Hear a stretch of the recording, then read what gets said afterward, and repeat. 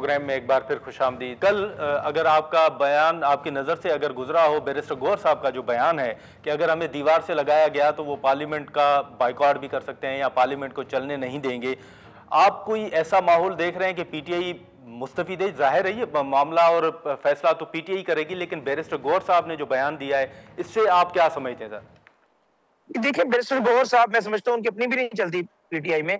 उन्होंने assembly floor पे बैठ के कहा था कि मुज़ाकरात होने चाहिए। बैरिस्टर गौहर की तो कोई बात सुनता ही नहीं है, उनके बानी तहरीक इंसाफ भी उनकी बात को ऑन नहीं करते, और उन्होंने मुज़ाकरात की बात की थी, उनको पीछे कर दिया गया। तो मैं बैरिस्टर गौहर साहब, मैं समझता हूँ बेबस आदमी है, और इस वक्त जो है जो पार्टी में उनकी पोजीशन है, वो बेचारे ना जो है हुकूमत से बिगाड़ सकते हैं ना अपनी पार्टी से बिगाड़ सकते हैं, तो बीच के अंदर जो है सैंडविच बने हुए हैं।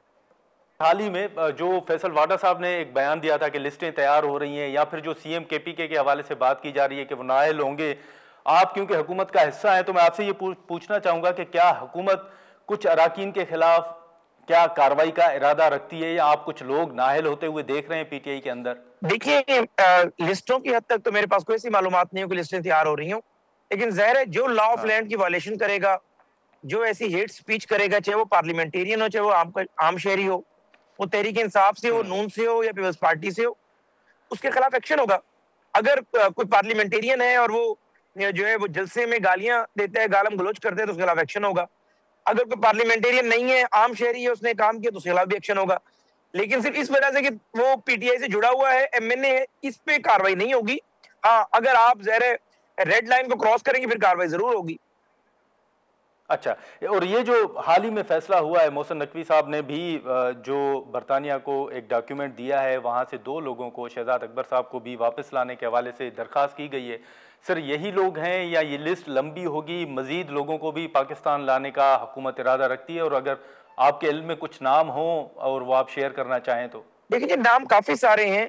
जो भी लोग हैं, चाहे वो इमरान रियाज है, चाहे वो साबिर शाकिर हैं, चाहे ये 2 लोग हैं, जो हेट स्पीच कर रहे हैं, वहां बैठकर गलत मालूमात जो है अपने व्यूअर तक पहुंचा रहे हैं, पाकिस्तान की सालमियत के लिए खतरा बन रहे हैं, और जिस तरीके की मालूमात वो इदारों से जोड़कर, पाकिस्तान से जोड़कर सिर्फ व्यूअरशिप हासिल करने के लिए, इवन के डॉक्टर शहबाज गिल, सारे लोग, तो ये लिस्ट जो है ये छोटी नहीं है, तवील लिस्ट है, लेकिन हाँ, लिस्ट में टॉप पे ये भगोड़ा है, और नंबर 2 पे जो है वो शहजाद अकबर है। बाकी लिस्ट में बाकी लोग भी हैं जिनके मैंने नाम लिए। कुछ नाम ज़ाहिर अगर आप मुझे पूछेंगे कि एग्जैक्ट कि वो नाम भी है, तो मैं फिर आपको बता सकता हूँ हाँ या ना, लेकिन लिस्ट में काफी सारे नाम। अच्छा, और लेकिन सर ये बताइएगा हुज़ैफा साहब कि इनको लाना कितना मुमकिन होगा? आप समझते हैं कि कोई ट्रीटी वगैरह, क्योंकि एक कानून जो है वो मौजूद है, लाने में कोई मुश्किलात दरपेश नहीं होंगी कानूनी तौर पर? नहीं, मुश्किलात दरपेश होंगी। बरतानिया माजी में भी इस तरह की हमारी दरखास्तों को रिजेक्ट कर चुका है, चाहे वो अल्ताफ हुसैन से मुतालिक हो या बाकी लोगों से मुतालिक हो। लेकिन हम समझते हैं हमारा केस जरा कदरे इस मामले में मजबूत है। एक आर्म फोर्सेस का मुलाजिम रहा, अब वो ज़ाहिर है जो उसने हलफ दिया हुआ था उसकी वो वायलेशन कर रहा है, और इसी तरीके से शहजाद अकबर जो कुछ कर रहे हैं, वो भी यहाँ पर ज़ाहिर है एक हुकूमती पोजीशन पर थे, कैबिनेट के मेंबर थे, ऑन ओथ थे। अब वो पाकिस्तान की मुसल्लह अफवाज इदारों से मुतालिक वो मालूमात अपने वीलॉग में बोलते हैं जो कि बिल्कुल गलत होती है, बाद में उन्हें डिलीट करना पड़ती है। तो उस सूरत हाल में लगता है कि केस काफी मजबूत है, लेकिन बरतानिया में, जो कि आप खुद बड़े फ्रीक्वेंट ट्रेवलर हैं, वहां के फंडामेंटल राइट्स बहुत ज्यादा मजबूत है, और जाहिर है बरतानिया के अंदर बड़ी आजादी है, आजादी इजहार के हवाले से। तो जो माजी के अगर आप प्रैक्टिस देखें, या माजी के जो है आप अगर मुझसे पूछें कि माजी को मद्देनजर रख के बताएं, तो काफी मुश्किल नजर आता है।